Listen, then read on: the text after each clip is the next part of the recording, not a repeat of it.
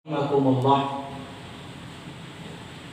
Sebelum kita memulai masuk pada tema kajian malam hari ini, kita awali kajian ini dengan sebuah pertanyaan. Bapak Ibu sekalian, sering mana? Khusyuk di dalam sholat atau sering tidak khusyuknya? Sering tidak khusyuk. Ada yang sering khusyuk? Termasuk yang bicara ini sering tidak khusyuk. Pertanyaan yang kedua, mengapa kita tidak khusyuk di dalam sholat? Ini penting, Pak.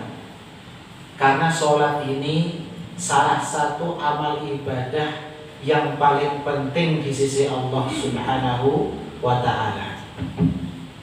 Ini apa nih, Pak? Pernah saya praktekkan di sini ya. Ini apa? Rukun Islam ada 5. Kita nggak berhaji masih bisa dekat. Kita tidak zakat masih bisa. Kita tidak puasa masih bisa. Tidak sholat rubuh, jatuh. Apalagi tidak syahadat. Berarti sholat itu memiliki kedudukan yang sangat tinggi di sisi Allah. Setuju atau tidak, Pak? Setuju. Sekarang pertanyaannya, kenapa ketika kita tahu sholat itu sangat penting di sisi Allah, tapi kita juga tidak bisa khusyuk ketika melaksanakan ibadah yang paling penting di sisi Allah Subhanahu wa ta'ala? Ada apa? Padahal kalau kita perhatikan, ada sebuah hadis yang bercerita dari Aisyah radhiyallahu anha. Beliau, Aisyah radhiyallahu anha, bercerita, "Shalla Rasulullah sallallahu alaihi wasallam fi khamisatin lahu laha a'lamun. Fanadhara ila a'lamiha nadratan. Falamma sallama qala." Artinya, Rasulullah sallallahu alaihi wasallam pernah sholat dengan memakai khamisah yang ada coraknya. Lalu beliau melihat ke corak itu. Ketika salam, beliau bersabda, "Idhabu bihadihil khamisati ila Abi Jahm bin Udzaifah, wa'tuni bi anbijanihi fa innaha alhatni anifan fi sholati." Artinya, tolong antarkan khamisah ini ke Abu Jahm bin Udzaifah dan bawakan untukku kain anbijaniyah milik Abu Jahm, karena tadi khamisah ini mengganggu sholatku. Hadis ini hadis muttafaqun alaihi, rawahul Bukhari dan Muslim. Subhanallah, perhatikan. Hanya karena ada corak di baju, Rasulullah Shallallahu alaihi wasallam merasa terganggu ketika sholat, sampai beliau meminta agar diberi kain ganti yang polos, yang tidak ada coraknya, sehingga kain yang polos tadi tidak mengganggu konsentrasi Nabi Muhammad Sallallahu alaihi wasallam ketika beliau sedang melaksanakan sholat. Ini berbeda dengan fenomena yang kita alami. Berkali-kali kita lihat corak sajadahnya banyak sekali, Pak. Betul ya? Banyak atau tidak? Kenapa kita tidak merasa terganggu? Kadang-kadang kita pakai pakaian batik, kadang-kadang pakai pakaian sasirangan, tapi kenapa kita tidak terganggu? Betul, Pak ya? Sering kita melihat itu. Lihat kita sajadahnya ini, macam-macam coraknya. Rasulullah, ya, ketika pakaiannya ada bercorak, beliau terganggu konsentrasinya, sehingga meminta, ya, untuk didatangkan kain yang polos agar tidak terganggu konsentrasi beliau ketika sholat. Kenapa kita berbeda dengan Nabi Muhammad Sallallahu Alaihi Wasallam? Kenapa Pak kira-kira jawabannya? Sebagai ilustrasi begini Pak.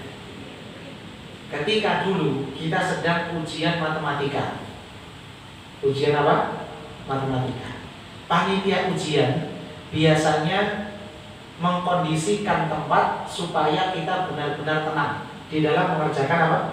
Soal. Betul atau tidak? Sampai suara kendaraan saja kita nggak bisa dengar. Saking konsentrasinya kita ketika sedang melaksanakan ujian matematika. Di jalan-jalan ditulis harap tenang sedang ada ujian, harap tenang sedang ada ujian. Beda atau tidak Pak? Dengan orang yang sedang makan di warung, di warteg misalnya, makan, minum kopi sambil baca koran. Padahal dia di sebelah jalan raya. Berapa detik sekali ada mobil berlalu lalang, terus bolak-balik. Tapi dia tetap bisa membaca koran. Beda dengan yang ujian tadi. Ketika sedang konsentrasi, dia sedang ujian matematika, tiba-tiba ada suara tabrakan, buyar. Dari ilustrasi tersebut Pak, bisa kita ambil kesimpulan bahwa setinggi apa konsentrasi kita di dalam sholat, maka itu berbanding lurus dengan kekhusyuan kita di dalam sholat. Sehingga Nabi Shallallahu Alaihi Wasallam tadi, karena corak yang sedikit saja Nabi terganggu, sehingga minta untuk dicarikan kain yang polos. Ini bedanya kita dengan Nabi Muhammad Shallallahu Alaihi Wasallam. Maka dari ilustrasi tadi kita bisa memahami pengertian khusyuk di dalam sholat itu sebagaimana disampaikan oleh Dr. Sa'id Al-Qahtani di dalam kitabnya Al-Khusyu'u fis Shalah. Beliau mengatakan dan menyimpulkan bahwa khusyuk itu artinya adalah hudurul qalbi inda talabbusihi bi ta'atillah. Khusyuk itu menurut beliau adalah menghadirkan hati ketika seseorang sedang melakukan ketaatan kepada Allah Subhanahu wa ta'ala. Sehingga khusyuk di dalam sholat artinya menghadirkan hati ketika seseorang melaksanakan ibadah sholat. Khusyuk di dalam membaca Al-Quran artinya menghadirkan hati ketika seseorang sedang membaca Al-Quran. Khusyuk di dalam tawaf berarti menghadirkan hati ketika sedang melaksanakan tawaf. Fokus, konsentrasi. Di dalam perkataan yang lain, bahwasanya Ibnu Abbas radhiyallahu anhuma pernah mengatakan juga terkait dengan khusyuk ini, laisa laka min sholatika illa ma aqalta minha. Pahala dari sholatmu hanya senilai apa yang kamu pikirkan dari sholatmu. Berarti ketika kita sholat gak mikir apa-apa, pahalanya sedikit atau banyak Pak? Sedikit. Ketika sholat, supaya sholat kita dikatakan khusyuk, kita harus memikirkan sholat kita. Kita harus memaknai sholat kita. Kita harus menjiwai sholat kita, agar sholat kita bernilai di hadapan Allah Subhanahu wa ta'ala. Maka khusyuk itu di dalam sholat khususnya Bapak Ibu dibagi menjadi dua. Khusyuk di dalam sholat itu dibagi menjadi dua. Misal begini Pak, ada orang Masya Allah ketika sholat Allahu Akbar, lurus badannya, tangannya diangkat ketika takbiratul ihram, kemudian sedekap, matanya melihat ke tempat sujud. Tapi ternyata pikirannya kemana-mana, ke warung kopi, gitu, ke duta mall, kemana lagi Pak? Biasanya kan kemana pikirannya? Ya, jadi pikirannya kemana-mana. Nah, orang ini Dikatakan khusyuk di dalam fisiknya, tetapi secara batin dia belum khusyuk. Masuk ya Pak? Berarti khusyuk itu ada berapa? Ada 2. Yang pertama khusyuk secara fisik, yang kedua khusyuk secara batin. Bagaimana Ustaz caranya supaya fisik kita khusyuk?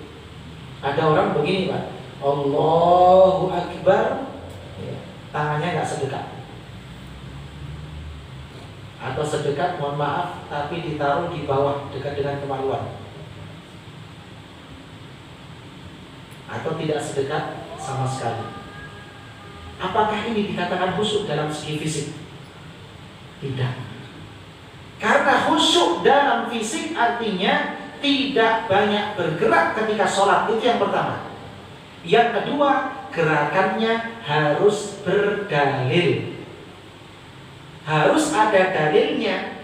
Contohnya dari Nabi Muhammad Sallallahu Alaihi Wasallam. Ini baru dikatakan khusyuk secara apa? Secara fisik. Bagaimana cara Nabi Muhammad Sallallahu Alaihi Wasallam takbiratul ihram? Ngangkat tangannya begini Pak, dibalik, atau begini? Mana yang kelihatan? Telapak tangan yang putih atau hitam? Oh ternyata hitam putih, jadi kan putih-putih. Yang mana ya? Yang putih, ya. Insya Allah maaf ya ibu-ibu ya, walaupun tidak lihat. Jadi yang putih yang kelihatan, bukan dibalik. Kalau kita sholat Allahu Akbar kebalik begini, maka kita tidak khusyuk secara fisik. Karena Nabi Muhammad SAW tidak pernah diriwayatkan takbiratul ihram membalik tangannya. Yang kelihatan itu telapak tangannya, bukan punggung tangannya. Berarti secara fisik dia belum khusyuk. Sholat Allahu Akbar, matanya lihat ke atas Pak, lihat ke atas. Berarti khusyuk secara fisik atau tidak? Tidak. Karena Nabi Muhammad SAW melarang kita ketika sholat pandangan kita ke atas. Dilarang oleh Nabi Muhammad SAW. Ada ancamannya. Maka tidak boleh ketika kita sholat mata kita melihat ke mana? Ke atas. Adapun ke depan atau di tempat sujud memang ada perbedaan pendapat di kalangan ulama. Ya, apakah ke tempat sujud atau ke depan? Ya, intinya yang sering kita amalkan adalah ketika sholat kita melihat ke tempat sujud. Nah, ini khusyuk secara apa? Fisik.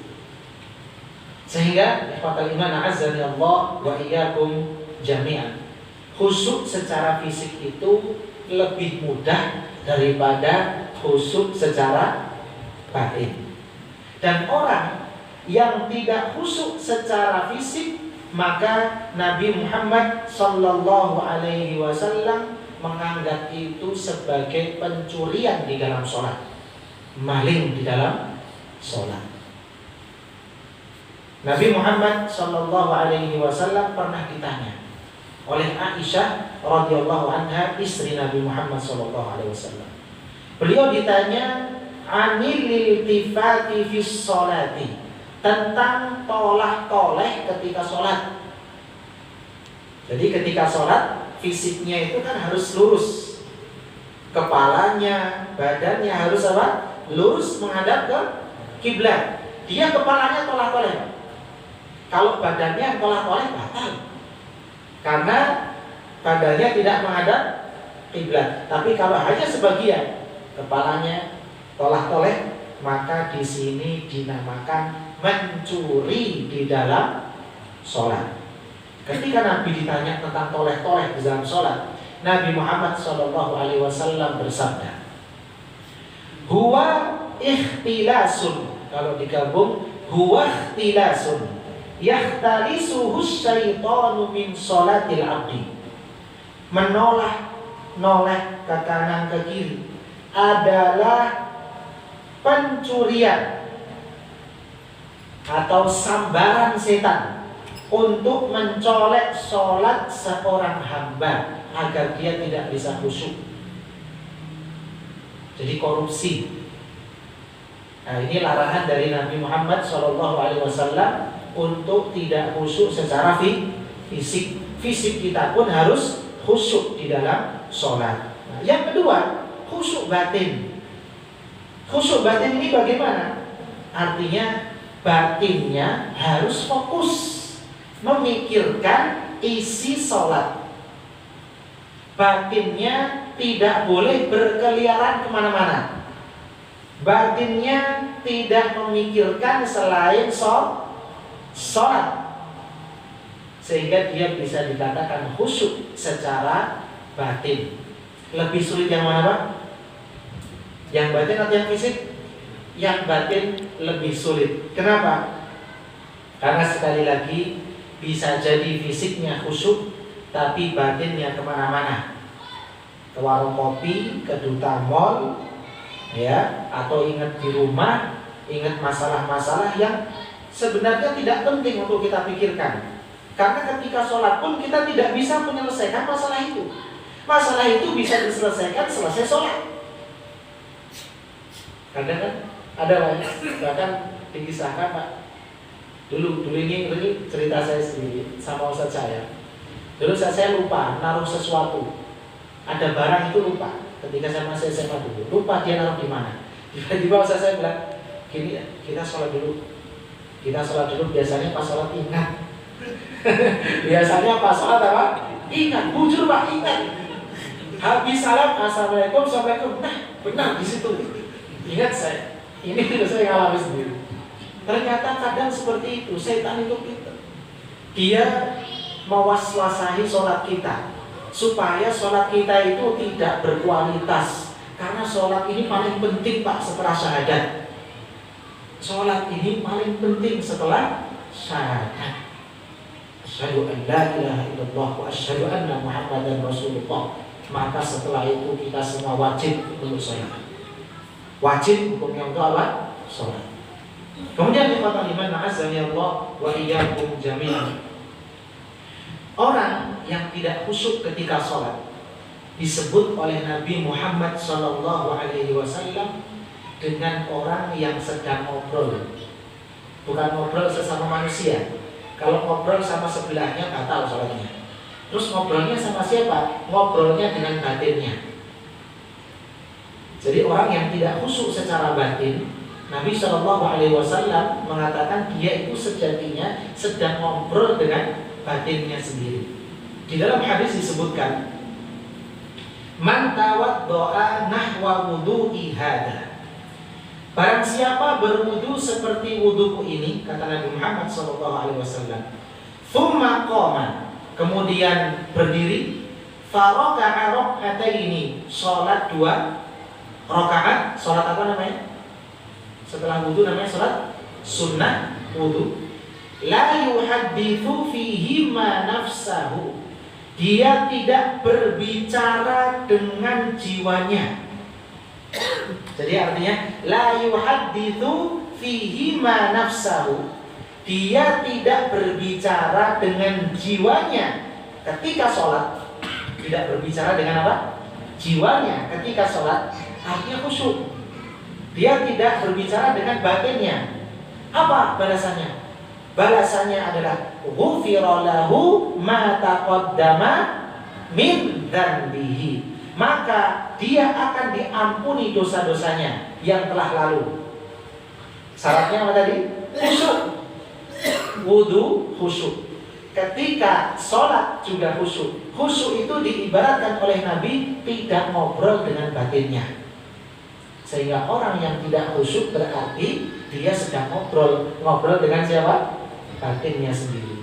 Kalau berhasil ini, Pak, ghufira lahu ma taqaddama min dzanbihi, maka akan diampuni dosa-dosanya yang telah lalu. Dosa kecil atau besar? Dosa kecil, Pak. Ustaz Riza Rahman kemarin ketika khutbah di Arjen dia menyebutkan luar biasa. Kalau dosa sama manusia itu yang berat. Tapi kalau dosa dengan Allah, kita istighfar, astagfirullah wa atubu ilaih. Kita menyesali perbuatan kita, istighfar, Allah itu Maha Pengampun. Tapi kalau sama manusia ini buntutnya panjang. Maka hati-hati. Hati-hati kezaliman sesama apa? Manusia. Hati-hati sekali Pak. Ya, hati-hati sekali. Kezaliman dengan manusia. Kalau dosa kepada Allah dengan cara wudu, dengan cara sholat, Allah akan mengampuni dosa-dosa kecil kita. Dengan cara taubat, Allah akan mengampuni dosa-dosa besar kita. Insyaallah ta'ala. Kaum muslimin dan muslimat rahimani wa rahimakumullah. Nabi SAW menyebut sholat ini dengan kesibukan. Nabi SAW menyebut sholat itu dengan apa? Kesibukan. Ibnu Mas'ud radhiyallahu anhu bercerita bahwa beliau, Ibnu Mas'ud, pernah memberi salam kepada Nabi Muhammad SAW ketika beliau sedang sholat. Jadi Nabi sedang sholat SAW, kemudian Ibnu Mas'ud memberi salam. Apakah Nabi menjawab salam Ibnu Mas'ud? Dijawab atau tidak? Tidak dijawab oleh Nabi Muhammad SAW. Maka ketika kita sedang sholat, kemudian ada orang menyalami kita, jangan dijawab. Jangan dijawab. Kalau dijawab bisa batal. Kenapa? Karena kita berbicara dengan manusia. Assalamualaikum, kita jawab Waalaikumsalam. Nabi SAW tidak menjawab salamnya Ibnu Mas'ud radhiyallahu anhu. Seusai sholat, Nabi Muhammad SAW bersabda, "Inna fis sholati la syughla." Hadis ini diriwayatkan oleh Abu Dawud dan Imam Ahmad dan disahihkan oleh Suhaib Al-Arnaud. Artinya sesungguhnya di dalam sholat itu ada kesibukan. Tolong jangan diganggu, karena sudah ada kesibukan. Sibuk apa? Sibuk fokus, konsentrasi, memikirkan fisik kita supaya khusyuk, memikirkan batin kita supaya khusyuk, sehingga sholatnya berkualitas di sisi Allah Subhanahu wa ta'ala. Jadi kalau ingin khusyuk secara fisik, kira-kira apa Pak yang harus kita lakukan pertama kali? Supaya khusyuk secara fisik, apa yang harus kita lakukan? Yang harus kita lakukan adalah thalabul ilmi, menuntut ilmu, mencari ilmu, mempelajari ilmu agama. Kita harus tahu Pak, di dalam hadis itu disebutkan atau tidak sih cara takbiratul ihramnya Nabi? Di dalam hadis itu diajarkan atau tidak sih cara sujudnya Nabi, cara rukuknya Nabi? Kita harus pelajari sifat sholat Nabi Muhammad SAW agar sholat kita berkualitas. Adapun di dalam masalah batin, ini yang berat. Karena setelah kita tahu gerakan sholat, kita bisa meniru gerakan sholat sesuai sunnah Nabi. Ada satu yang paling berat Pak, yaitu memahami makna. Memahami makna bacaan sholat kita. Berat mana? Memahami makna bacaan atau memahami gerakan sholat? Mana yang lebih berat? Memahami bacaan sholat tentu lebih berat, karena syaratnya harus bisa apa Pak? Harus bisa bahasa Arab. Coba, apa artinya Allahumma? Apa artinya Allahumma Pak? Allahumma, ya Allah. Allahumma apa artinya? Ya Allah. Ba'id. Ba'id ini doa apa? Istiftah. Apa artinya ba'id? Hah? Jauhkan lah.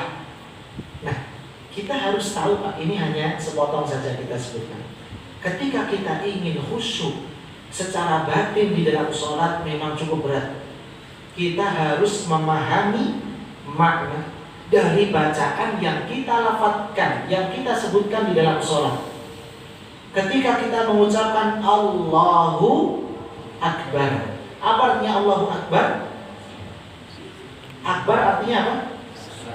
Paling besar, maha besar. Allah maha besar. Kita faham maknanya, maka segala sesuatu jadi kecil.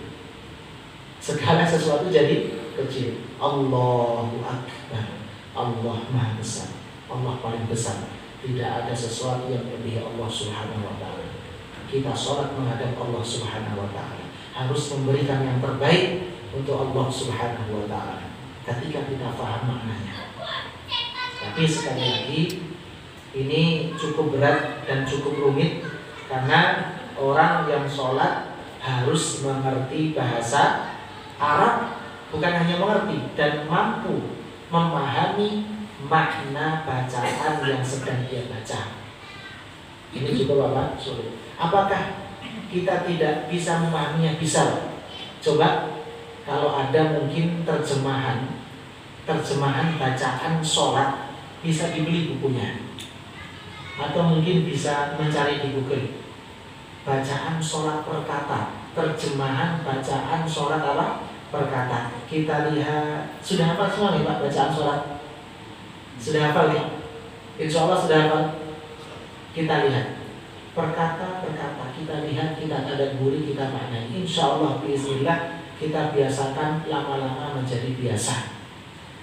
Tapi kalau begitu saja mengalir, kita tidak pernah memperhatikan sholat kita khusyuk atau tidak, na'udzubillahi min dzalik.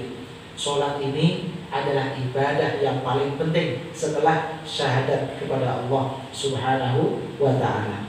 Jadi kita harus semangat Pak, semangat agar kita bisa khusyuk secara fisik maupun secara batin. Kaum muslimin dan muslimat rahimani wa rahimakumullah. Apa hukum khusyuk? Ini penting sekali. Misalnya ada orang sholat,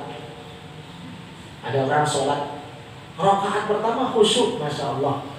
Rakaat kedua, 3 dan 4 dia tidak khusyuk, batal atau tidak sholatnya? Sah atau tidak sholatnya? Sah atau tidak? Baik, kita akan menyebutkan apa hukum khusyuk di dalam sholat. Yang pertama, yang perlu kita ketahui, bapak-bapak, ibu-ibu yang dirahmati Allah, bahwa khusyuk di dalam sholat adalah hal yang sangat terpuji. Allah memuji orang-orang yang khusyuk di dalam sholat. Di dalam Al-Quran surat Al-Mu'minun sering kita dengar, qad aflahal mu'minun. Siapa mereka? Alladzina hum fi sholatihim khashi'un. Qad aflahal mu'minun. Sungguh telah beruntung orang-orang yang beriman. Siapa mereka? Yaitu alladzina, mereka adalah hum fi sholatihim khashi'un, yang khusyuk ketika melaksanakan sholat.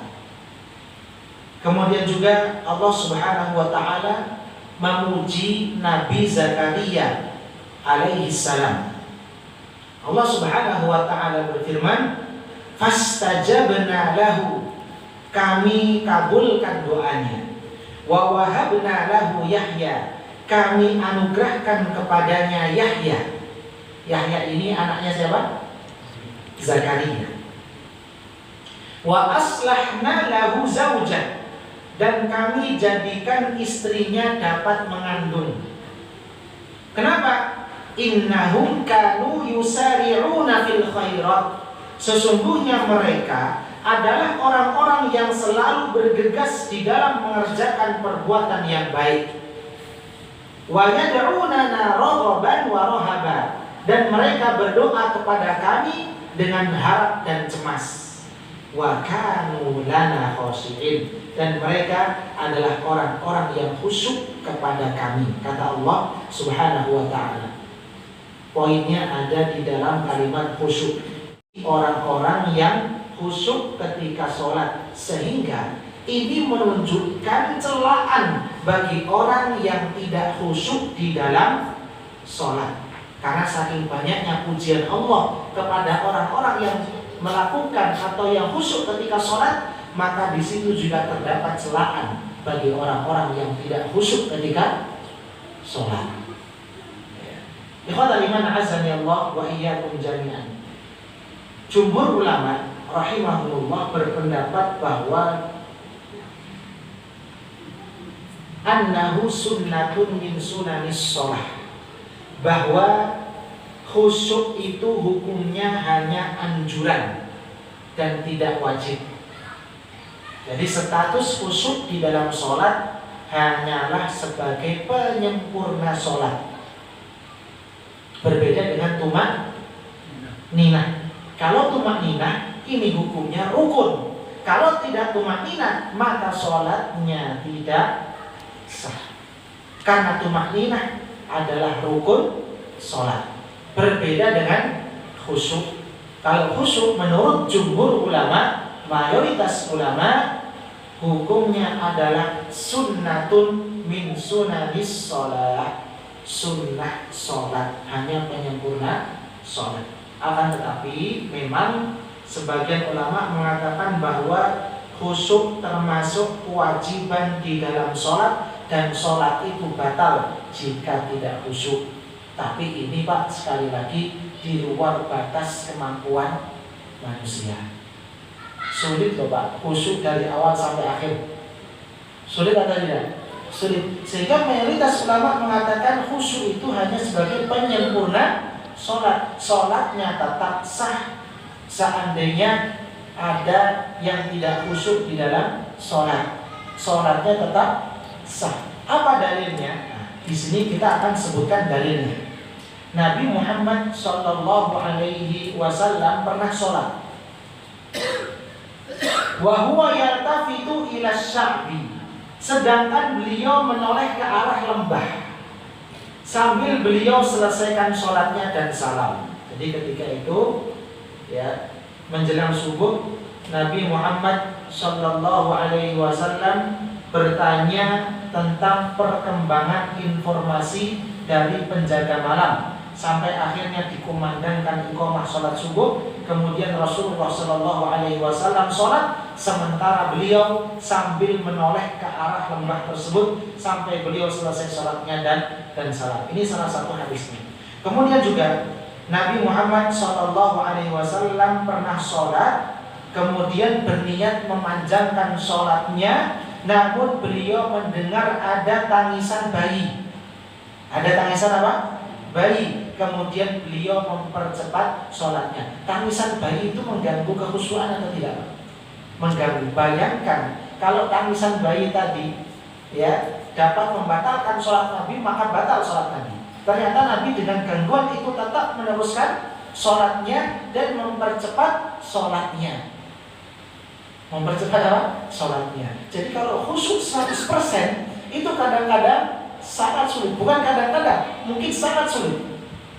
Nah, ini sehingga menunjukkan bahwa ketika seseorang ada tidak khusyuknya di dalam sholat, sholatnya tetap sah. Sholatnya tetap sah. Kemudian ikhwatul iman, a'azzani Allah wa iyyakum jami'an. Bagaimana pahala sholat yang didapatkan oleh hamba yang khusyuknya itu tidak 100%?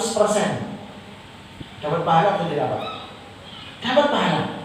Di dalam sebuah hadis Rasulullah Shallallahu Alaihi Wasallam bersabda dari sahabat Ammar bin Yasir, Innal abda la yusallis salata ma yuktabu lahu minha illa usruha tusu'uha thumunuha subu'uha sudusuha khumusuha rubu'uha thuluthuha nisfuha. Artinya seorang hamba yang sholat, dia tidak mendapatkan pahala dari sholatnya kecuali usyuruha, 1/10-nya. Kemudian tusu'uha, 1/9-nya. Kemudian thumunuha, 1/8-nya. Subu'uha, 1/7-nya. Sudusuha, 1/6-nya. Khumusuha, 1/5-nya. Rubu'uha, 1/4-nya. Thuluthuha, 1/3-nya. Nisfuha, setengahnya. Berarti kalau khusyuknya tidak sempurna, maka pahala yang didapatkan oleh orang tersebut setingkat dengan kualitas khusyuknya. Bisa dipahami ya? Tetap dapat apa? Pahala, tetapi tidak sesempurna orang yang 100% sholatnya khusyuk ya di hadapan Allah Subhanahu wa taala.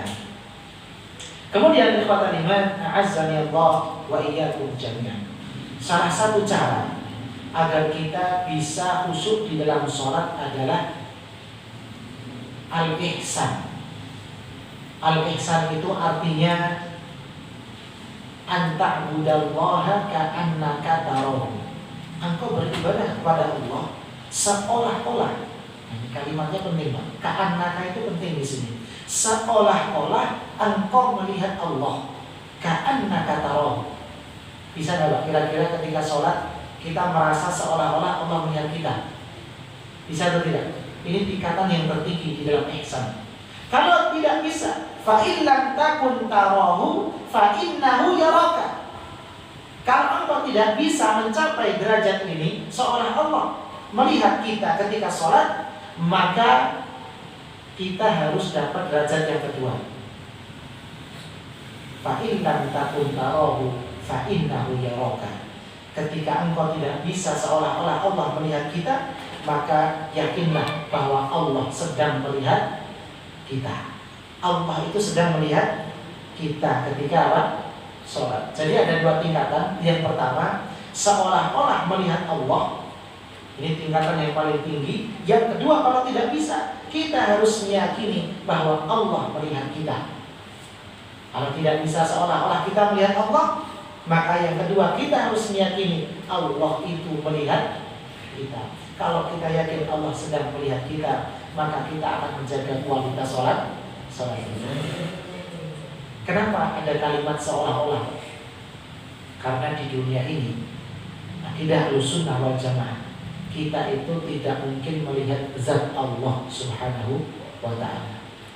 Sehingga dikatakan tadi seolah-olah kita melihat Allah Subhanahu wa ta'ala. Apa makna seolah-olah kita melihat Allah? Di sini dijelaskan oleh sebagian ulama bahwa yakni ka'annaka tusahiduhu hatta tajtahida fil amali. Maksudnya, kamu itu beribadah seolah-olah kamu melihatnya, bukan benar melihat Allah.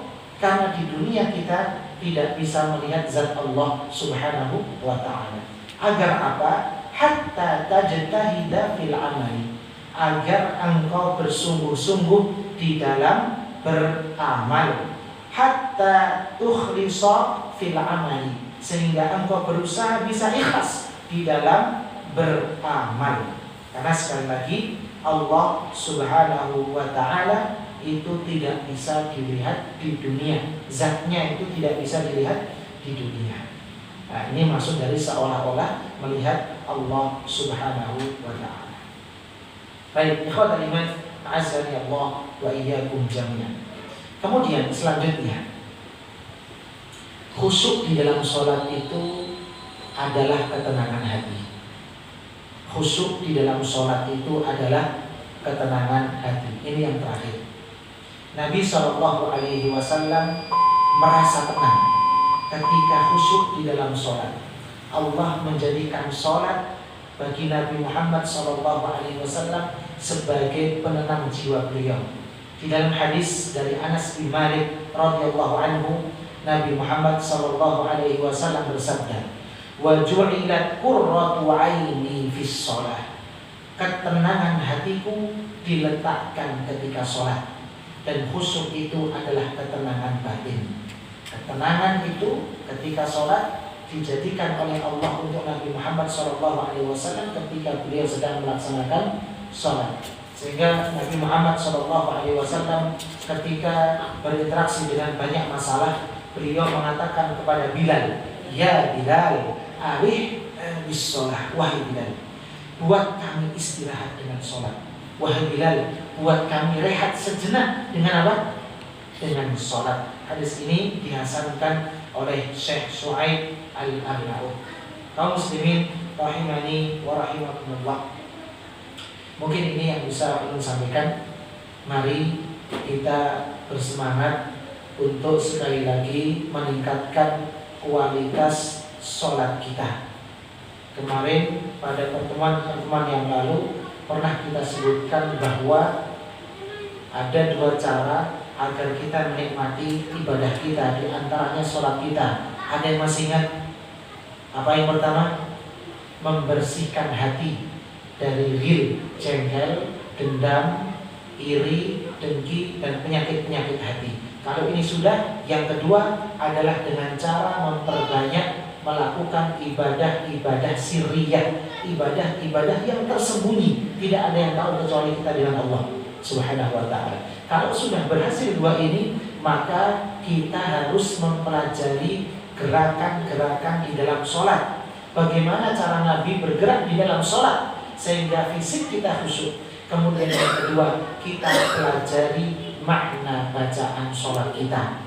Kita pelajari, kita jiwai makna bacaan sholat kita dengan cara mempelajari bahasa Arab, atau minimal kita memahami makna bacaan yang ada di dalam sholat kita. Bagaimana caranya? Dibuka artinya, dibuka maknanya, kita jiwai maknanya. InsyaAllah ta'ala dengan dibiasakan lama-lama akan menjadi biasa. Barakallahu fikum. Semoga bapak-bapak ibu-ibu yang dirahmati Allah, yang sedikit ini bermanfaat tentunya untuk selalu diniatkan untuk beramal kemudian disampaikan.